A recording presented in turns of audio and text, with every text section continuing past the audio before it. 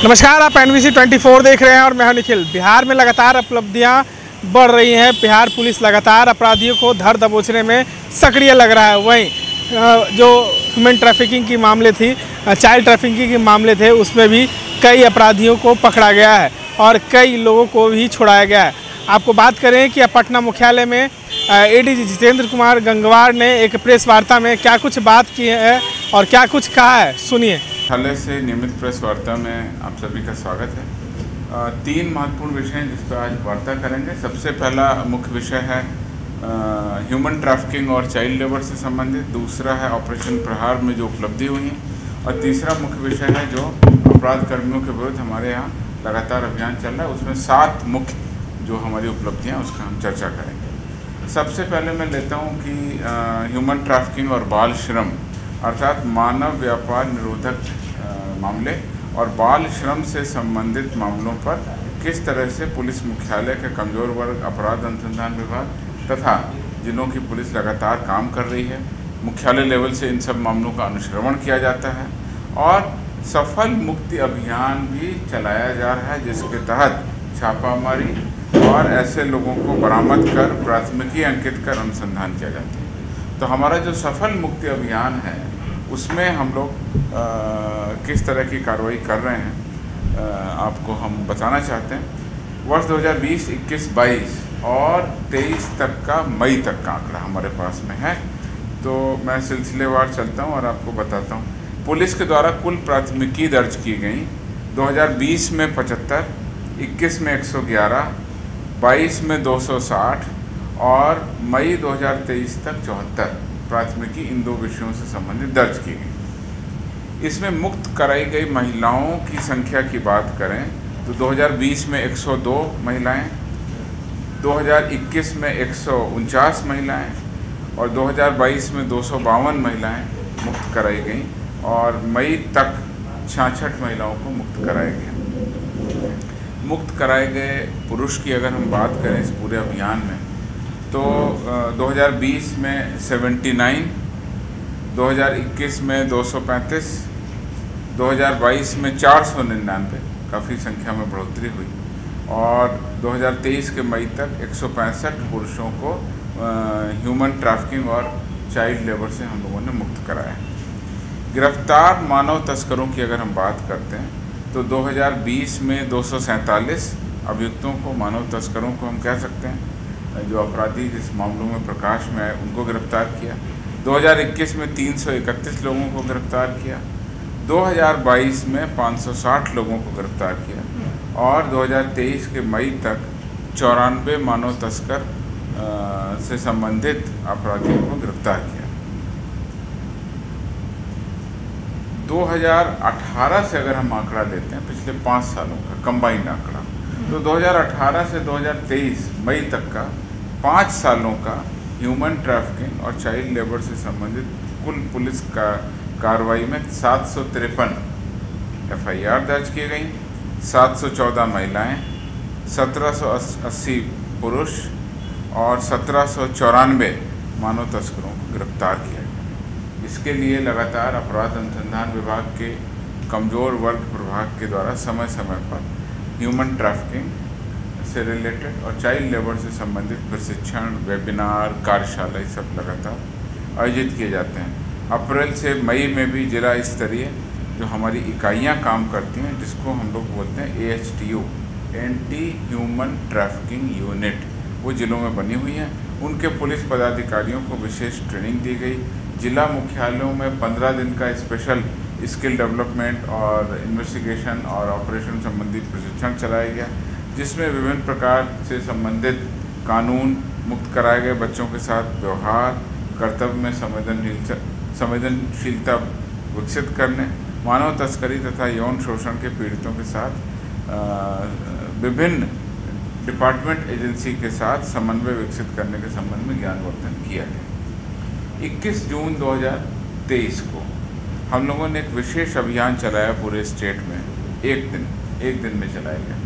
उसमें children in street situation जो हैं, भीख मांगने या इससे रिलेटेड जो है, वो हम लोगों ने चिन्हित हॉटस्पॉट किया, पहले उसमें ऑपरेशन किया। 88 बच्चों को हमने इससे मुक्त कराया। तो ये हमारी कमज़ोर वर्ग की जो हमारी मुख्य उपलब्धियां हैं उसको मैंने आपके सामने रखा है। दूसरी मुख्य आज प्रेस वार्ता की जो दूसरी मुख्य विषय ऑपरेशन प्रहार। जैसा कि आप सभी लोग जानते हैं, कुख्यात अपराध कर्मियों के विरुद्ध और अभियान चलाया जा रहा है जिसका नाम ऑपरेशन प्रहार रखा गया है। उसके अंतर्गत वज्र टीम बनाई गई है जो केवल अपराध कर्मियों की गिरफ्तारी के लिए काम करती है। रफली अगर हम बात करें तो इस 6 महीने में 53,000 से ज़्यादा अभियुक्तों की गिरफ्तारी की गई। और ये किस तरह के अभियुक्त थे? हत्या, पुलिस पर हमला, हत्या का प्रयास, अनुसूचित जाति जनजाति और अन्य स्पेशल रिपोर्ट केसेस जो गंभीर कांड है उसमें। कुल गिरफ्तारी पिछले साल 27,059 हुई थी 6 महीनों में, और इस साल 6 महीनों में 2 गुने लगभग होते हुए 53,664 हुई, जो पिछले साल से दुगनी हमारी उपलब्धि है। कांडों में ज़्यादा लोगों की गिरफ्तारी की गई। अगर हम हथियार और कारतूस की बात करें अवैध, उसकी संख्या में भी बहुत ज़्यादा बढ़ोतरी हुई है। 2022 में इन 6 महीनों में वज्र टीम के द्वारा ऑपरेशन प्रहार के अंतर्गत 1130 अवैध हथियार बरामद किए गए। इस साल ये संख्या बढ़कर 1414 हो गई। इसी प्रकार से कारतूस लगभग दुगने हुए हैं। पिछले साल 3,848 कारतूस बरामद किए गए। इस बार 6,505 कारतूस बरामद किए गए। इस प्रकार से स्पष्ट है कि पिछले 6 महीनों की तुलना में 2023 के इस 6 महीनों में दुगनी से ज़्यादा गिरफ्तारी और लगभग 1.5 गुने से भी ज़्यादा हथियारों की बरामदगी इस वज्र टीम के द्वारा की गई। जो 5 जिले हैं जिसमें सबसे ज़्यादा अभियुक्तों की गिरफ्तारी हुई है उनके नाम मैं आपको बता दूं। पटना में 20,000 लगभग, मैं पूरा प्रेस में नोट आपको दे रहा हूँ। गया में 3,300, औरंगाबाद में 2,400, मोतिहारी में 2,200 और सारण में 2,100।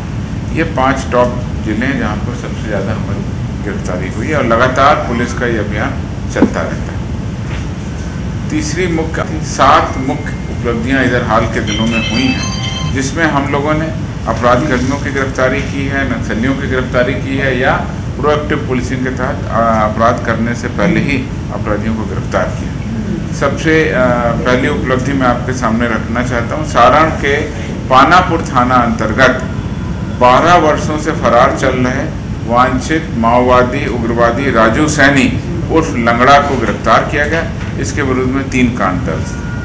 जमुई के खैरा में 11 जुलाई को फरार कुख्यात अंतर्राज्यीय नक्सली एवं अपराध कर्मी डीपी यादव उर्फ देवेंद्र यादव की थाना खैरा का रहने वाला है, वहाँ से गिरफ्तारी हुई। इसके विरुद्ध जमुई जिला अकेले में 10 कांड और झारखंड के गिरिडीह के तीसरी थाना में भी कांड दर्ज होने की सूचना है, जिसका हम सत्यापन कर रहे हैं। तीसरी मुख्य उपलब्धि गया जिले से है जिसमें बांके बाजार थाना में 15 वर्षों से फरार नक्सली भोला परैया उर्फ रविंदर को गिरफ्तार कर लिया गया। इसके विरुद्ध में रोशनगंज थाना में 2 कांड दर्ज होने की सूचना। चौथी उपलब्धि छपरा के परसा थाना में है जिसमें डकैती की योजना बनाते हुए 7 अपराध कर्मियों को पुलिस ने गिरफ्तार कर लिया और डकैती की पूरी प्लानिंग को विफल कर दिया।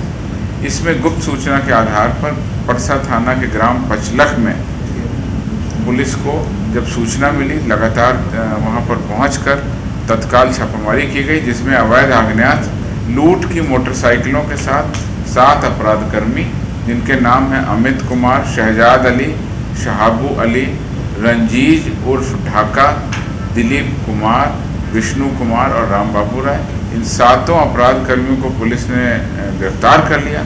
1 देशी कट्टा, जिंदा कारतूस 3, मोबाइल 4 और लूटी गई 3 मोटरसाइकिल वहाँ से बरामद कर ली। ये बड़ी किसी घटना को अंजाम देने वाले थे, उसके पहले ही इस घटना को हमने विफल कर दिया।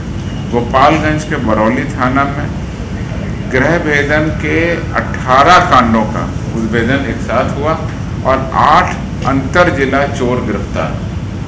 ये उपलब्धि इस आधार पर हुई कि गुप्त सूचना पुलिस को मिली कि बरौली थाना के ग्राम देवापुर में कुछ अपराधकर्मी इकट्ठा हैं और वहाँ पर कुछ कार्रवाई की योजना बना रहे हैं। उसमें 8 अपराध कर्मियों को अवैध आग्नेयास्त्रों, मादक पदार्थों तथा चोरी में प्रयुक्त होने वाले उपकरणों के साथ गिरफ्तार किया गया।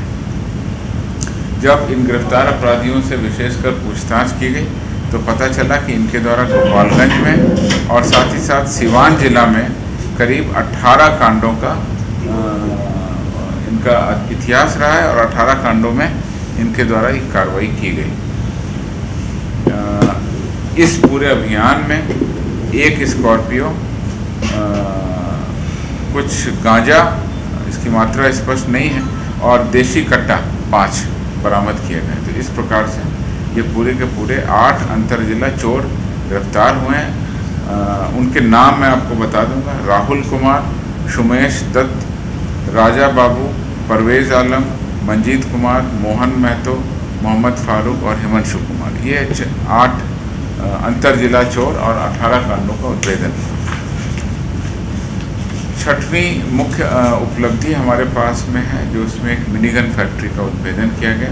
नालंदा के इस्लामपुर थाना अंतर्गत एक गांव में STF की टीम को सूचना मिली, उनके द्वारा छापामारी की गई और छापामारी कर 2 हथियार तस्कर जितेंद्र विश्वकर्मा और मुन्ना मियाँ गिरफ्तार कर लिया गया।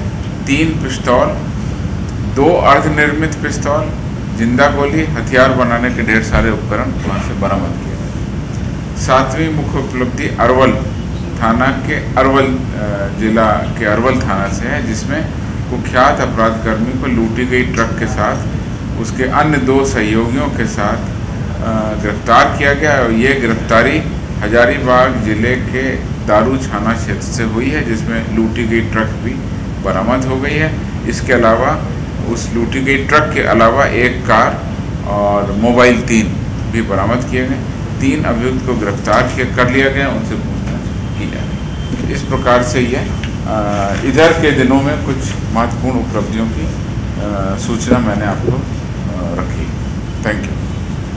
लेके कार्रवाई करेंगे। और सर देवड़ जेल में बहुत बड़ा हंगामा हुआ, मारपीट हुई अच्छपाल और जेलर के साथ, पूर्व विधायक पर भी आरोप लगाया हुआ। इसमें क्या पूरा अपडेट है? कारा के अंदर की विस्तृत जानकारी अभी प्राप्त नहीं हुई। अगर कोई थाने में FIR या उससे संबंधित कोई मामला मेरे संज्ञान में भी नहीं आया है, तो जब आएगा डिटेल आ जाएगा, हम आपको अगले प्रेस कॉन्फ्रेंस में बता देंगे। सर, महाराजगंज के सांसद, उनका आरोप है कि FIR जो है वो रजिस्टर्ड नहीं किया गया, जो कोतवाली थाना में उन्होंने अपने प्रतिनिधियों को भेजा।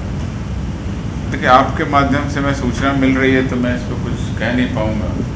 क्या वस्तु स्थिति क्या है, वस्तु विषय क्या है और पुलिस के द्वारा क्या कार्रवाई की गई है, इसलिए मेरे पास में जानकारी का जब प्रतिवेदन आ जाएगा तो मैं आपको अवगत कराऊंगा। विधानसभा मार्च में लाठीचार्ज का मामला है नहीं, मेरे पास जानकारी नहीं।